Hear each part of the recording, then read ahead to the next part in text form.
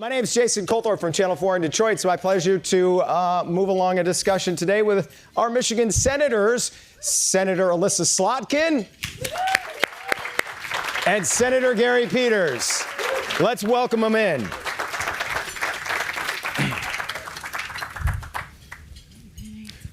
Where's our entrance music? Yeah. I was told there would be some walk-up songs and... Yeah, come on, Jason, come on. I thought I had that kind of pull. I just handled the food and everything like that. So keep enjoying that as we talk about things. This is really, it was set up to be a nice discussion on bipartisanship and how, as Democratic senators, you can work across the aisle. I'm not sure what we're going to do with the rest of the time, the other 40 minutes, but... Actually, the way I wanted to start with just kind of the news. What's your reaction as you see what's happening in the Senate right now? More on the Republican side as we see another upset, I guess you will, as the president kind of inserted himself into some races and you've had some kind of turnover there. Senator Peters, you want to start? Yeah, I'll start. It was an interesting result, although I think we were expecting that once Donald Trump made his endorsement of Paxton in Texas. But, I think it's about, I'm going to take this answer and spend a little time because it's about how do we bring people together, how we need to do that in the Senate. And I think what yes, thank you, what we need to do. And I think this kind of shows some of the challenges of what's happening in America. So it's broader. It's not just about the difficulty of members of Congress able to get together on common ground, which of course is an issue, but it's also because the people back home don't necessarily reward that when it comes down to elections. It's the people who yell the loudest, people who throw the most rocks tend to get the most attention. That if you're passing a bill in a bipartisan way and you want to talk about it and you try to pitch that, not to your station, of course, but another station, they're like, that's okay, but can you talk about news of the day and what's going on and kind of that way. And I say that because I know John Cornyn very well, who was served with. I've passed a lot of bills, a lot of bipartisan bills, and John Cornyn is one of my main go-to people because he really wants to get things done. Now, his politics is very different than mine, and that's okay. Because we can find areas that we do agree on, and we write a lot of bills, and I've had the most bills passed. He's usually number two. He's usually the most when it comes in as a Republican, versus a guy who is one of those flamethrowers, a real far to the right guy, and yet the established senator who actually has a great track record of getting things done. You may not agree with all that he's done, but he actually cares about lawmaking. He actually cares about trying to solve problems that we face. He got a lot of grief from his base when he worked on gun safety legislation, which was common ground, find common ground. For the first time in Congress, we actually passed some gun safety legislation, which is critical, and he was a big part of that, but he got brutalized back in Texas from a lot of the base. And what I have found, with the exception of Elissa here, what I'm going to say is that when people leave, especially the folks that I know are really problem solvers, they want to work together, and then they leave the Senate, either they're defeated, but usually they just leave the Senate because they want to move on to other things. The person who replaces them tends to be much more partisan, either on the left or the right. It's on both sides. So you've got people that are further away. I say Elissa is different. She's a practical, common sense problem solver, which we can talk a lot about. I'll talk about her a lot. The junior senator, soon to be senior senator. But that isn't the normal pattern. It doesn't happen, and we see it play out in Texas. Now, if I wear my partisan hat, and many of you know I ran the Senate Democratic Campaign Committee for 2 sessions, so I know something about Texas. We were really engaged in that. I think it helps us potentially win that seat. We have a great Democratic candidate there. There's going to be a really broad difference between the two. And Texas is changing. This is going to be generally a pretty good environment. So it's certainly from that perspective. But I'm a little, when I think about it, I'm just a little concerned because it shows once again, practical, common sense people who try to find common ground. And again, John Cornyn, there's times he didn't want to find common ground. I'm not saying he always act that way, but he was one of those folks I could go to, have a policy conversation with. He wanted to have it. He understood it. And if he thought it was going to be good for the people of Texas, we would work together to do it. And so it's sad when I see someone like that lose, and someone who I don't know Mr. Paxton, but by reputation, he's not going to be probably that kind of person. Yeah. And he's going to want to be on the talk shows and be on the podcast and all of those kinds of things, which makes it very difficult for us. So here's a Republican example where I'm talking very highly of a Republican colleague of mine, and I think it's sad that a guy like that wasn't able to win his primary. I'd still work to beat him. Let me be clear in the general election. But those are the kinds of folks that we want to have in Congress. And Senator, what do you? You're in 6 months. Yeah, you're going to start there working on that bipartisanship. And it's 7 months. So. Seven. 7 months. 7 months. We can make it 5 if you keep interrupting. Security's not in here yet, are they? No, okay. But when you look at that, that's got to hurt bipartisanship, like what Senator, where he left it. You get people in here that are probably going to be further to their corners. Yeah, I think, well, first of all, I just have to say how nice and bittersweet it is to be on the stage at Mackinac, I think for the first time maybe, and the last time, together with my partner in crime, Gary Peters. And yeah, please. It's a very sad and hard thing for me because this is when you come into the Senate as a new senator, on these topics we're talking about, you kind of try to figure out it's like high school, like which table do I sit at? Like who are my crew? And you take your cues from the senior senator. There's no one in the Senate who knows the particularities of Michigan, of the Midwest, better than your fellow senator. And to be honest, human beings are human beings. There are other people from the same state, some senators, who don't always have the best relationship. And I just want to thank Gary for the mentorship and for his team's mentorship, for Colleen's mentorship in being good leaders and showing an example of how to be a senator from a purple state like Michigan, where we need thoughtful leadership. So I want to thank Gary for that. Thank you.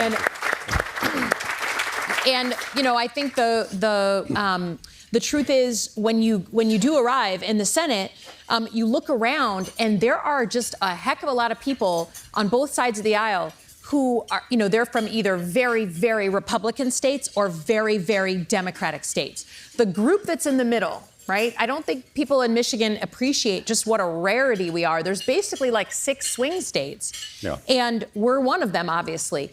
And it is a totally different orientation, right? I have to think about, I just won on the same ballot as Donald Trump. So it is my mandate to work across the aisle. I don't have to guess. I don't have to wonder. Yeah. Some of my colleagues on the left were like, how can you be working with other people given what he said last week? I'm like, I don't like at all what he said last week, but if it's a veterans bill or an agriculture bill or something where it can help Michigan, I have a requirement to suck it up, Buttercup, and work across the aisle. And then I have Republican colleagues who will agree with me on the floor of the House on something, but say look, I really can't be on a bipartisan bill right now. That doesn't look good for my primary that I have back home. Yeah. And that's always kind of been there, but it feels like it's even more difficult now with the president openly threatening members of his own party, whether it be to work with someone like that. But Senator Peters, let me ask you, in your time in the Senate, how would you say bipartisanship has been for you? And we'll talk about some of the things you guys have been able to get done. But how would you say it's evolved in your time? Well, it's evolved not in a good way. Yeah. So when I leave at the end of the year, it'll be 18 years that I've served in Congress, 6 in the House, and thank you. 6 in the House and 12 in the Senate. And as I mentioned, I enjoy it. As Elissa said, we like getting bills done. We like working in a bipartisan way. But it's gotten harder. Every single year gets harder. Mm-hmm. And I've really noticed that over the last few years. And just kind of an example, when we pass a bill in the Senate, which is great, but it doesn't become law unless it gets through the House too. So you've got to trek over there, and I'll trek over there. I'm sure Elissa's had these experiences too. So you go over there, and I'll meet the Republicans because I go over to the House. The Democrats like us, so that's okay. That's the easy part. The hard part is we got to get over to the Republicans and build that relationship in order to get those passed. And I'll go over and I'll sit down off in the chair of what the committee is, Republican. But I've seen that when you go into office, if I have not met that person before and I'm introducing myself, there's just a kind of a wall around them. They're willing to meet, which is great, but they're standoffish. You just feel that, like they're thinking in their mind, what's this guy want? Why is he here? Why should I trust him while I do that?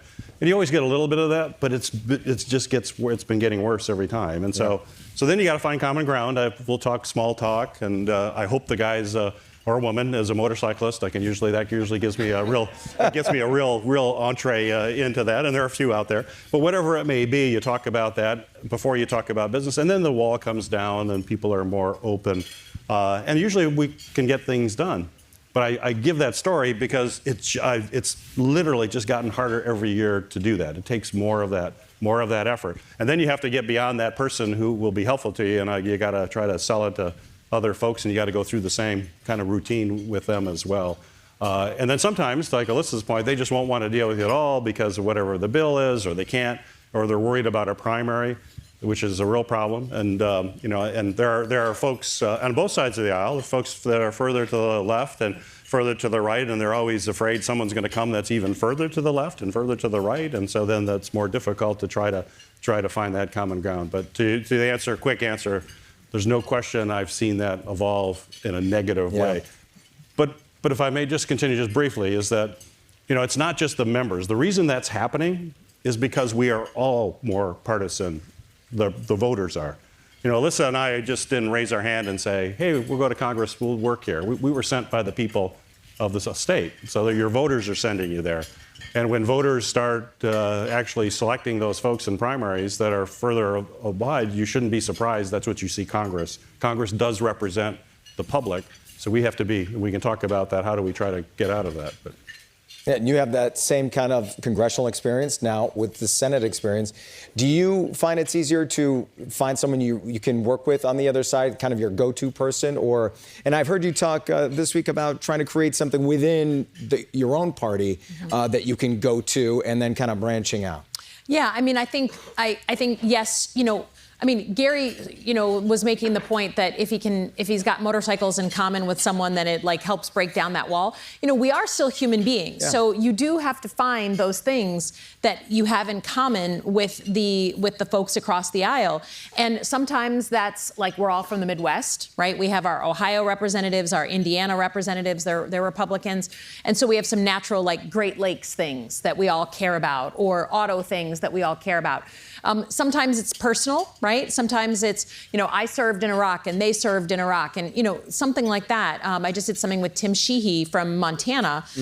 He served in Iraq around the same time I did, different capacities, but those kinds of things still really matter. It has gotten harder. And, coming into the Senate at a very partisan time, you have to really work at it to find that common ground. And I started going to the prayer breakfast.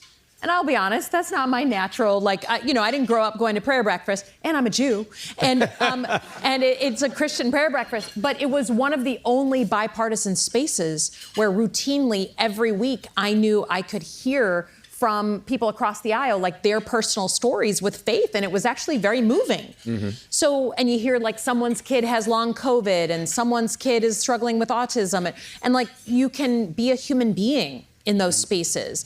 So you have to fight to be a human being in Washington right now. And so, I think but I see it also as a responsibility of leaders to be better than our current politics represents. And that's often hard because if you want to go viral, if you want to have the clicks, if you want to, then it's incentivizing deeply negative behavior by elected officials. So you have to think beyond the next couple of months to what is really important for your state and for your country. And I think I gravitate towards people who understand that what we're doing on a day-to-day basis, that news grind of headlines, is ephemeral. What really matters is who we are as a country and whether you can succeed here and your kids can succeed here. I like to talk and hang out with the people who actually know what leadership means in this context. Yeah, and we've seen, like, to your point, Governor Whitmer kind of went and tried to get something done with Selfridge, and it was successful, not worrying about what the headline of the moment might be. And you guys have worked on some really important things as well. I'm thinking of the Gordie Howe Bridge and other things like that. And Senator Peters, does anything stand out in your time that you really, maybe 10 years down the road, go, you know what, I'm really proud of was when we got that done? A specific piece of legislation or something? Well, yeah, one that I've worked on that I feel is important, and as a veteran myself, veterans issues are important. But and this is kind of how the bills work too, and where you get the idea of why we deal with something. So we had a situation with a constituent in Grand Rapids. He was a homeless vet. So a vet and homeless, served in Afghanistan as a Marine. But when he came back, and he served with honor and distinction as a Marine, but then when he came back to the United States, things weren't so great. He was dealing with some issues that were never diagnosed, which is basically PTSD. Yeah. So he had some of those symptoms, whether it's self-medication or not showing up for muster, all those kinds of behaviors that eventually led to him being kicked out of the Marine Corps. He was not diagnosed, but it was what he had. So he ends up homeless on the streets of Grand Rapids. He goes to the VA. The VA examines him and says, "You're suffering from PTSD as a result of your service in combat in Afghanistan, but you have a bad paper discharge. We can't help you. We can't help you." So we went to work and figured out we got to change that rule. And we worked with a lot of veterans groups. This is a broader problem, a pretty broad problem. And we went back and we were able to get legislation passed that said if you have credible medical evidence that you're suffering from PTSD as a result of your service in the military, you can go before a board and they can overturn that, and then you can get into the VA and get the service that you certainly earned and certainly you deserve. So we did that.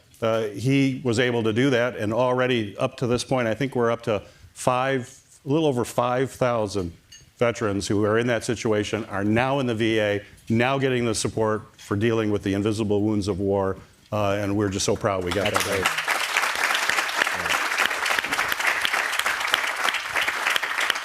And coming on in the week of Memorial Day, that's a great story to hear.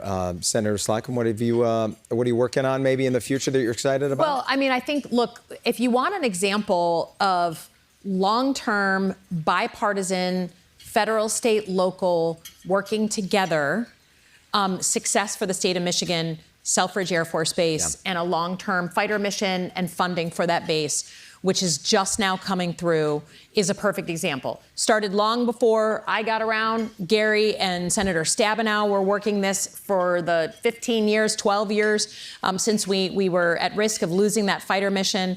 And I think, there is no way we have gotten to this point without everyone at every level pitching in. The governor, we weren't getting too far in the last couple of years on getting a replacement mission. She went to the Oval Office and she pushed for it. And then the Air Force came back to Gary and I and said, we're ready to make investments, but state of Michigan's got to show that you're committed. You put it in your budget before we put it in our budget. And so the other day when we had $152 million, passed through the Michigan legislature for Selfridge, that allowed Gary and I to get $750 million matching from the Air Force over 5 years. And look, we needed to be involved. The governor obviously needed to be involved. Matt Hall in the House needed to be involved. Mark Hackle on the ground in Macomb County needed to be involved. Kevin Hertel fighting for those. So it is, and look, we all grouse to each other. It's not like we're not human beings. We're like, oh man, look who's trying to take credit. Whatever. We got it done. And there are a lot of states where you could not get that kind of generational investment without working in a bipartisan way, state, local, and federal. We still get it done in this state. And I appreciate so much being from a state that believes in work. Does that give you hope going forward? I mean, first term, Senator Peters' last term, but as you go forward, perhaps for a while now, does that kind of success give you hope that, bipartisanship isn't dead? It does. And I mean, look, we're here at Mackinac. I saw Matt Hall out on the grass, and I'm like, okay, we shook hands. Like, we all got things done. And so to me, again, I don't have to question what Michiganders expect of their elected leaders. I don't think there's been a day, certainly when I've been watching Gary and learning from Gary, where we're like, I think Michiganders just want us throwing dirt at each other and not getting anything done, but showing on the internet that we're fighters. Like, there's never been a single Michigander who I think is asked for that. Now, you can work really hard on bipartisan, ideas and also vigorously defend your values when someone comes for your democracy. Yeah. But there is not a day that I don't wake up and say, okay, I'm a senator for the state of Michigan. What are the things that I have to compromise on? And what are the things I should never compromise on? And that is, you don't always get it right, but that is the sort of challenge of being Michigan senator. When you look at the future of the Senate, Senator Peters, what are your thoughts? Well, I'm always hopeful that we'll be able to do that. I know that Elissa is going to be continuing to work in that capacity as well. But I'm going to go back to what I kind of mentioned before, is that to me, I think this issue is bigger than those of us who are fortunate enough to serve. It's our whole society, that we have just become more and more polarized and more kind of going down kind of individual rabbit holes. A lot of this is related to emerging technologies and social media. You can basically get whatever information that you like. You can have that fed to you all day long and never be exposed to any other kind of information as well. And I think that's only going to accelerate. And you look at AI and the algorithms that particularly are good at knowing exactly what you want to hear and delivering that to you. And when they want to, and a lot of the platforms want to keep you engaged in the platforms as long as they can. And in order to keep you engaged in the platform, they give you more provocative material that kind of gets more emotions from people. So you stay there as long as you can. They can keep throwing that stuff out. Yeah. And then they need content. And then you have political folks who want to provide that content that will take people down the rabbit hole because it's going to be outrageous or certainly provocative in some form.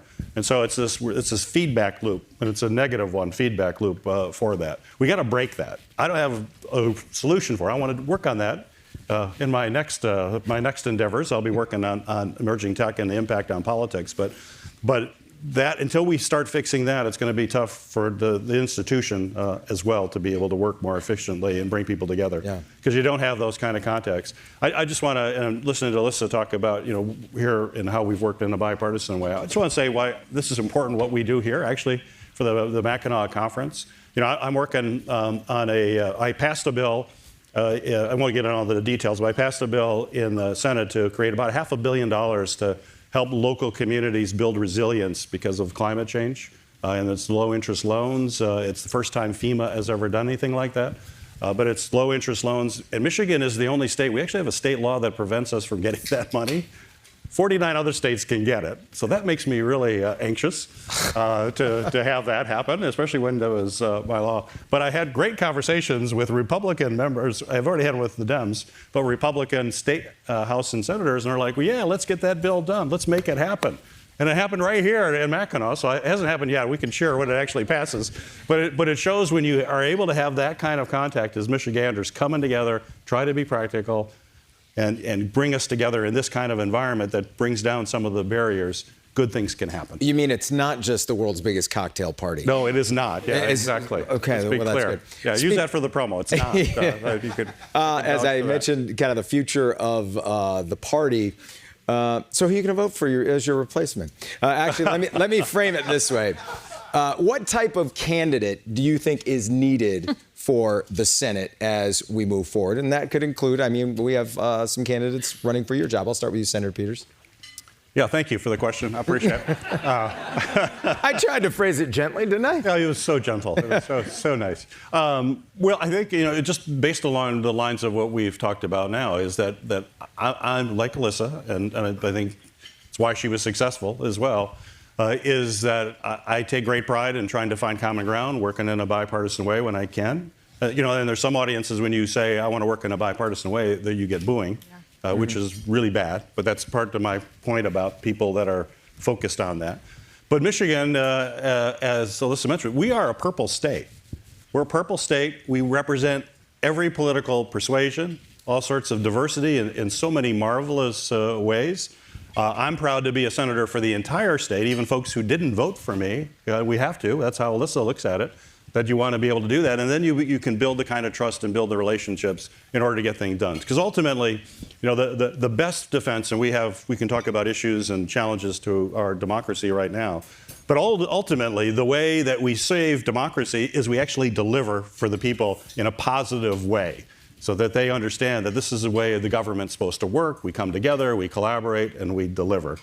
And that's how you also win in Michigan. This is a purple state. You can't be far right, you can't be far left. You're going to be center left, center right, but you're going to be who you are. I'm a proud Democrat. We're both proud Democrats, and we got Republicans. But you've got to be in a situation where you can understand that you represent the entire state, and you've got to communicate that in a very authentic way. I always say the first rule of authenticity is you actually have to be authentic.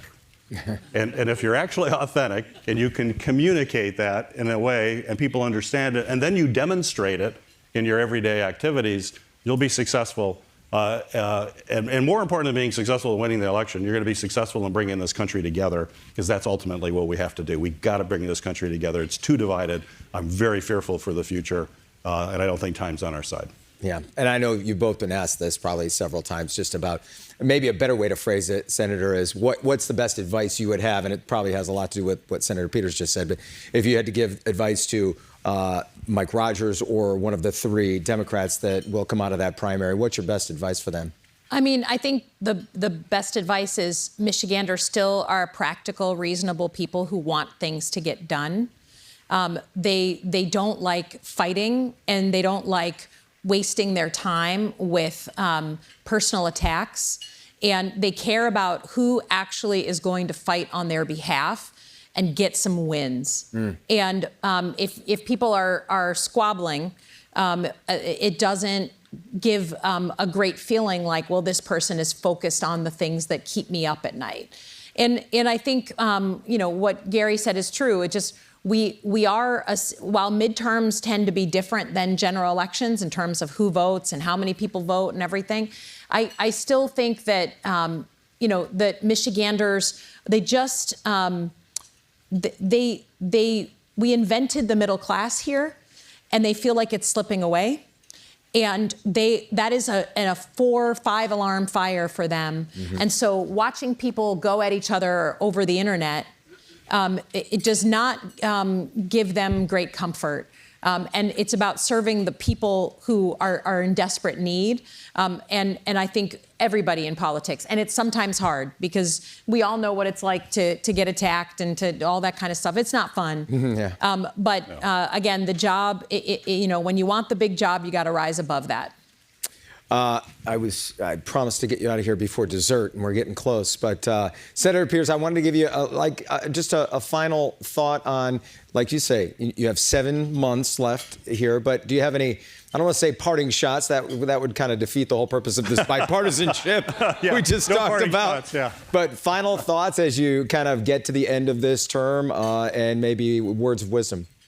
Well, that's a big question. I still got work to do, so I'm going to run through the tape. We've got that job. There's some things that I personally think we've got to get done. One thing that we've been working on together is a Great Lakes Restoration Initiative. Here we are. We're always amazed when we're in a place like Mackinac, and you just see the incredible beauty that we have here in Michigan. This is the most beautiful place ever.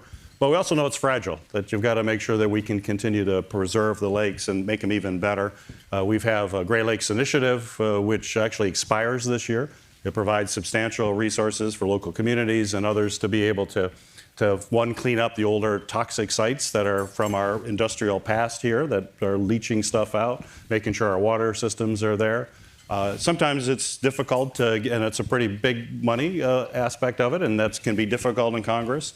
I'm saying on the positive aspect, I think there are more of my colleagues realize that the Great Lakes are not just an asset for those of us blessed to live here. They're really an asset for the whole country. when you're sitting on the largest bodies of fresh water anywhere, that we have to be behind it in order to protect it.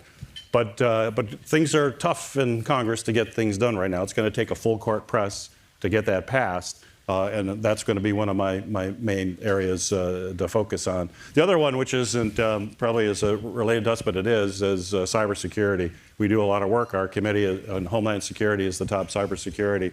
And the threats that we face right now are real and scary. Many of you may be familiar with Mythos, this new software that Anthropic did not release right now through its review because it is just so powerful. It can basically hack into anything. It shows that it could hack into a system that had actually had 50 million tries to hack over several years, and Mythos did it like instantly.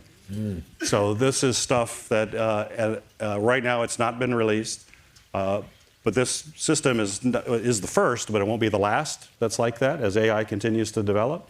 So we've got to be able to put forward some guardrails. We also have to have some reviews. I was disappointed. The Trump administration, Nestle was moving that way and actually announced that they were going to put in some of those safeguards. And then just yesterday or the day before, he said, no, I'm not going to sign the executive order. I'm afraid that this means China will be more competitive than we will. It's like, no, this is like existential stuff. We have to come together. We have to come together in a bipartisan. Congress has to speak up and push back against the big tech companies. AI's got amazing opportunities. We're going to do things that we could only dream of. We'll cure diseases. It's got all that, but it's also the two-edged sword that is also very scary and very threatening.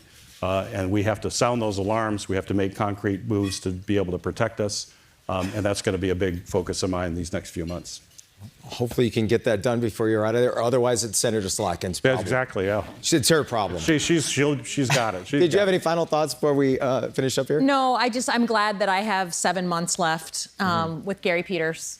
And it is just it's been an honor to serve with him. We'll have many more Gary Peters goodbye celebrations for him and the team. But I think it's hard to overstate when there's only 100 senators and you come into this new job and you're like, how do I learn how to do this, right? Who do I look to emulate? You really, I've looked to Gary and to almost nobody else as sort of the model. And I was crestfallen when he announced that he was leaving. That was a big bummer. I had gotten there and been there for about a minute when he decided that. But it's just been good to have a friend and a mentor in the job and someone who Michigan owes a big debt of gratitude to.